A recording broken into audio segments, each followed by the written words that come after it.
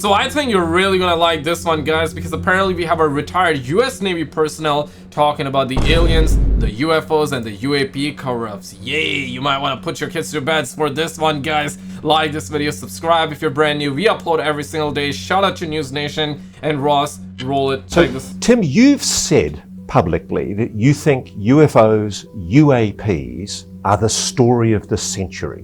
Now, I happen to agree with you, but why do you say that? Oh, absolutely. We're being visited by non-human intelligence with technology we really don't understand, and with intentions we don't understand at all either. And this is just one of those great big questions. Are we alone or not? And we're two big questions that we have. What happens after we die, and are we alone or not, right? learning we're not. Now, that really does surprise me to hear that from a former very high-ranking flag officer in the US Navy, to actually say you're stating categorically that you believe NHI, non-human intelligence, are real. Absolutely, I do. Why do you say that? Crazy. Well, for a number of reasons that have been coming out. Congress has been informed, and they've drafted legislation, and they've passed legislation, for example, to establish a DoD office to look at it. They did the same, NASA did the same with a UAP study team, and we know from the UAP hearing this summer that there are crash retrieval programs, and I have 100% confidence David Grush, right? that the testimony by David Grush and the other witnesses is accurate. Now, a lot of people do believe that David Grush is real, and also a lot of people do believe he's a psyop and this is a government implant. I want to know where you at with it. Wow. That's a big thing for you to say that, isn't it? It is. It's astonishing, and that's why I wrote that article in The Hill. I don't understand why more people are not interested in this. I mystify the lack of intellectual curiosity. You know, the moment for me was the Schumer Amendment, when the Senate Majority Leader, Chuck Schumer, put into proposed legislation language referring to non-human intelligence over 20 times. Exactly. That's the statement, and Congress doesn't act at that level without information.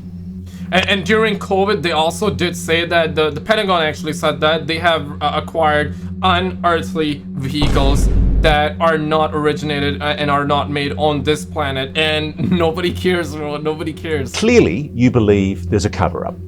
Yes.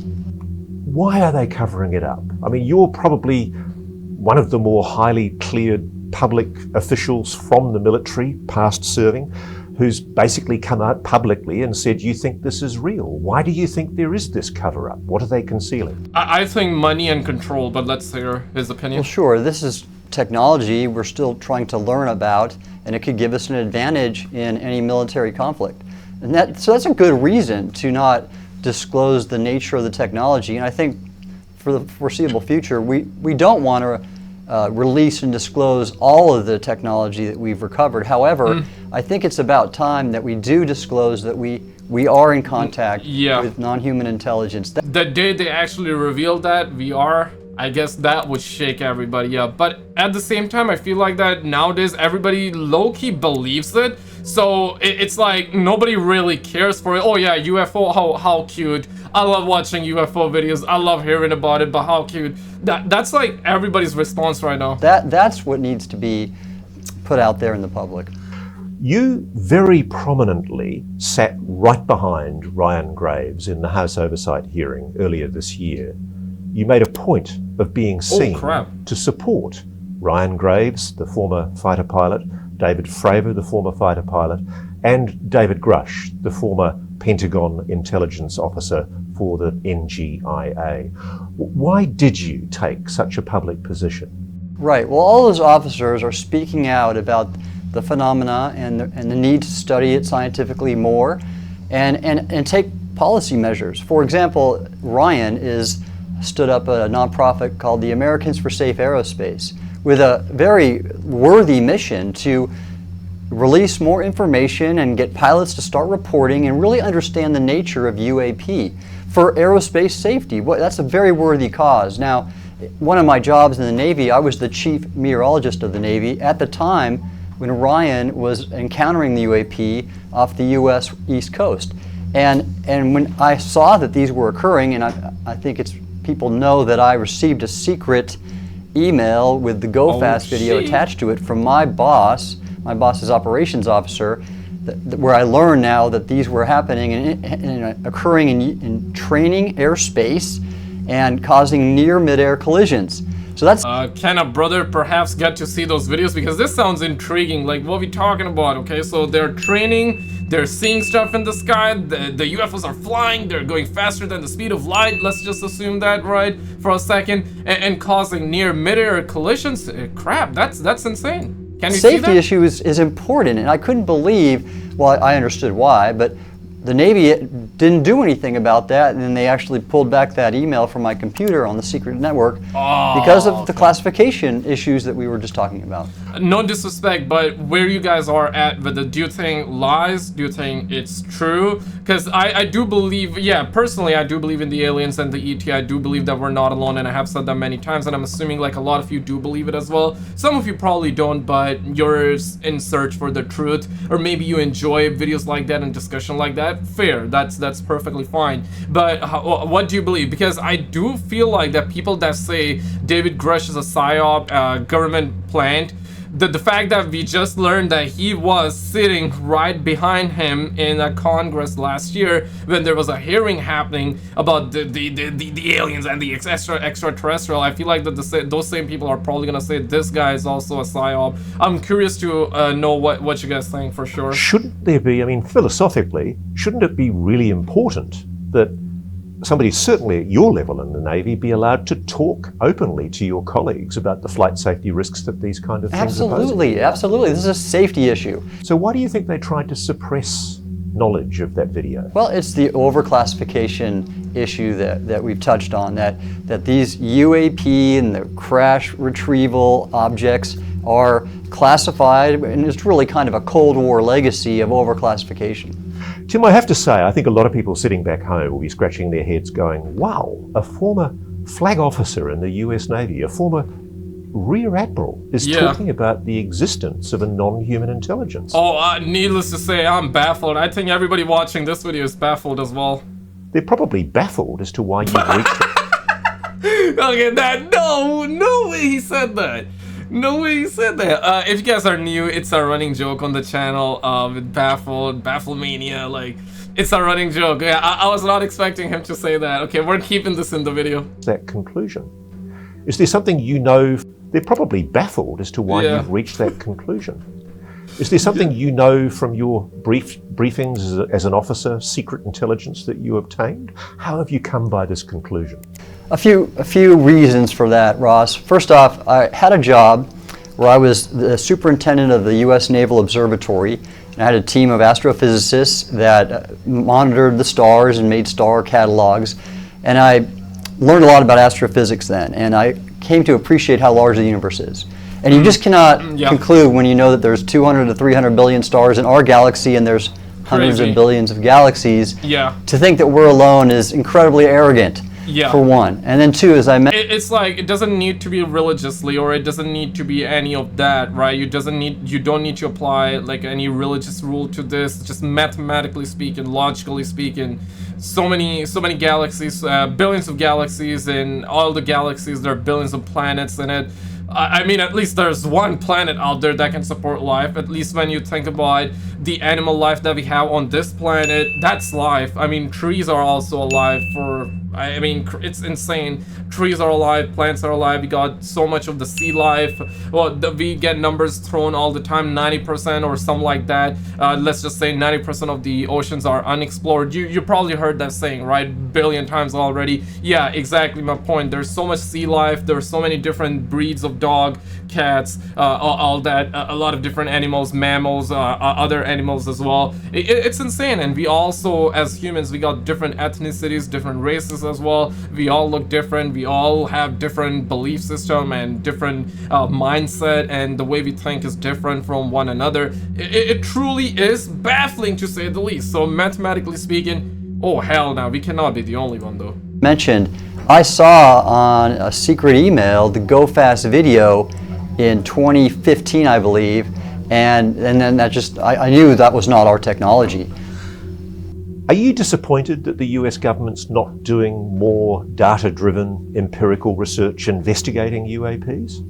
I am. I think it's time now, and with the Soul Foundation coming out in its inaugural symposium here, this is exactly what we're trying to do, is make policy recommendations to the US government to begin more systematic scientific study of UAP in a number of ways. And what Seoul is looking at is both hard science, trying to acquire some of the materials we have from the crash retrieval program so we can learn more about that technology, which could have incredible benefits to society, as well as some of the humanities aspects. So things like sociology and anthropology and some of the, I guess, ethics issues possibly.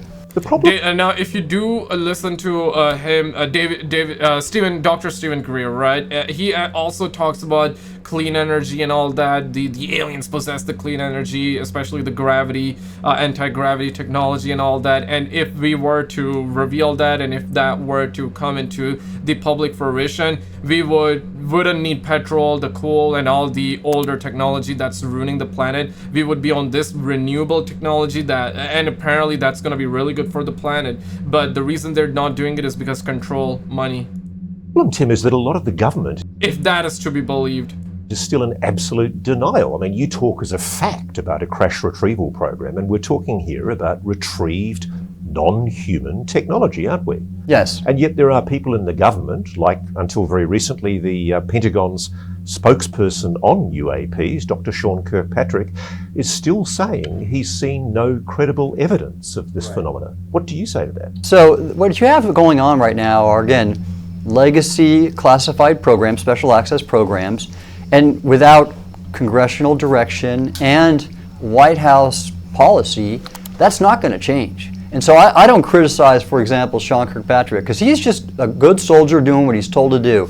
The people there has to be legislation, so the Schumer Amendment is just a must-do. And then there has to be the White House issuing policy. And right now, it's not coming from Kirkpatrick, it's coming from the White House, because the DOD, the Secretary of Defense, doesn't do anything that is counter to the White House policy. And they've obviously, to me, have decided on a policy of non-disclosure. Can I ask you this? I can understand why it might be decided by very senior people in the Defense Department that we shouldn't reveal technology because it's a weapon, a potential weapon. It's a potential advantage in a few. Yeah, right. Like, I believe some of them truly do believe that if we reveal this so-called technology, then China perhaps is going to double down on it. And yeah, right, like we don't want China to know about it, we don't want Russia to know about it, and it's the same thing, right? Once the US blew the nukes in Fukushima and Nagasaki, right? Or was it Fukushima? I'm not sure, but Hiroshima, yeah, Nagasaki and Hiroshima, once they dropped those nukes, then Russia was like, bro, we need to do better, and they came out with their version, then the US improved the technology, then Russia came out, then I believe now they have the Tsar Bomba and crap like that, right? So it's a never-ending cycle. So once they reveal it, it's like China's gonna be like, okay, we need to double down. Russia's gonna be like, we need to double down. Then US would have to, and we're just competing, and it's like, it's just one of those things. It's a rat race. Future war. You can understand that. Actual weapon. It's a potential advantage in a future war. Exactly. You can understand that too. Absolutely. I think some of the technology should remain classified. We don't want it to get in the hands of our adversaries. However, the fact that we're being visited by non-human intelligence, that is what I think needs to be disclosed. Now, granted, it's not an easy thing for a government to do, because then they're going to admit that they don't really know what they are or their intentions, and it makes us look vulnerable. True. But I think as a society, we're ready for this. We've turned that corner. Why is the Soul Foundation so important? Right. So we're at a time now where previously UAP have been pretty much received stigma and skepticism. And we're changing that. We're at an inflection point in our understanding of this phenomena. And Seoul is coming out now to advance the scientific study, the education for the public, collaborative sharing of insights from academia, and then policy recommendations to encourage transparency by our government. What sort of research would you like Seoul to do? I think, like, assuming transparency by our government, that's like delusional, right? Like, I don't think we're ever gonna get to the point where the government is gonna be transparent, and us expecting transparency, that's naive, I think. Well, I'm of course interested in the technology aspects of the UAP phenomena. That's fascinating to me, but there are other elements again. I mean, the sociocultural, I guess, implications are great. We're not alone. This is what we're learning. Crazy. That in itself is something worthy of deep and great study. You know, it's amazing. I think a lot. And him saying we're not alone doesn't hit that deep. Or does it hit deep? I guess if you're new to this topic, then it might hit you deep if you're believing all of this. But as somebody that already believes in this stuff, it doesn't hit me deep. I feel like that the day the government reveals it, even then it's not gonna hit that deep. But the day we actually see the beings, I think that's when it's gonna hit deep. What do you think? A lot of us watching on would think that somebody at your level of seniority in the US Navy and then in NOAA, I would have thought you would have been briefed into something like this program. Oh, no. Their special access programs are very tightly restricted. And so you have to look at what one's job is and that need to know, right? That they have a classification or clearance at a certain level, and then do they have a need to know? Those are the two prerequisites. In my job as the oceanographer of the Navy, for example, it really wouldn't have made sense for me to have been read into these crash retrieval programs. If you do believe Bob Lazar once said that he was working in Area 51, right? And he was given his partner, and they put the people at Area 51, the seniors, the guys, the people in charge, the ones that we don't know, right? So they put Bob Lazar with a teammate in, let's just say, a room, right? And there were other rooms and other people were working on the so-called UFO. That's like Bob Lazar, I'm paraphrasing him. Bob Lazar said that, and you know, there were other people with other people, like teams of people, multiple of them, working on finding one thing out or something different about the UFOs. Like, so they had compartments, right? And the progress was not being shared. Basically, they didn't want the information leaking out, or if the information leaked out, they would know who leaked it, because, for example, Bob Lazar was working on A, and the second team was working on something called, let's just say, B, and then C, D, E, and none of them were they were basically told to not speak with each other and not share data, because logically, if they were sharing data, yeah, they would be able to get to the bottom of it very, very fast, and we would have a better understanding. But the entire reason they didn't want anybody to have this communication is because they don't want information leaking out. They want to keep it hush hush, and they don't want anyone to know about it. So this comes down to need to know only, and it is quite literally insane and baffling indeed. The obvious question then is, clearly the government knows a lot more than it's letting on. Here's Seoul starting out doing virgin research, and yet the best research is probably hidden inside some of these special access programs. Would you like to see the government sharing more of that data? Absolutely, and that's the purpose of the Schumer Amendment. And that's what we want to see, is we want this panel that it directs to convene and review these programs and make a determination on what can be released or disclosed without compromising national security.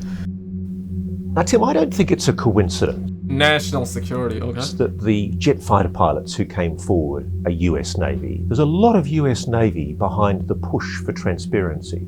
Is the US Navy more switched on to the need for transparency and disclosure on the UAP issue than the, say, let's guess, the Air Force perhaps? Well, the statistics of disclosure certainly make that the case. And we've seen that with Ryan Graves and David Fravor, for example, Alex Dietrich. Why is the US Navy different from the US Air Force on disclosure? Right, well, I think Chris Mellon wrote an op-ed, I believe it was in Politico, but you'll have to check, about this, about the Air Force not disclosing at a level like the Navy. And I'd speculate, but having been in the Navy for 32 years and knowing how the two services operate, I think it's safe to say there's cultural differences. You have a service culture in the Navy that is about going out to sea at ships and having to make decisions on your own without higher headquarters permission. Whereas the Air Force, being located at bases primarily, and many of them are in the U.S., there's more of a hierarchical mindset. And so they are just afraid to basically make a bold statement about what they know. So it's official. Damn. Sailors are more honest than flight. I don't know about honesty, but I'll say they're less risk averse. Tim Gallaudet. Makes sense, guys. Check out this video on the screen because we've done this one recently. We had so many different clips. I think you're gonna be baffled when you check that out. If you've already seen it, then check out the video on the left.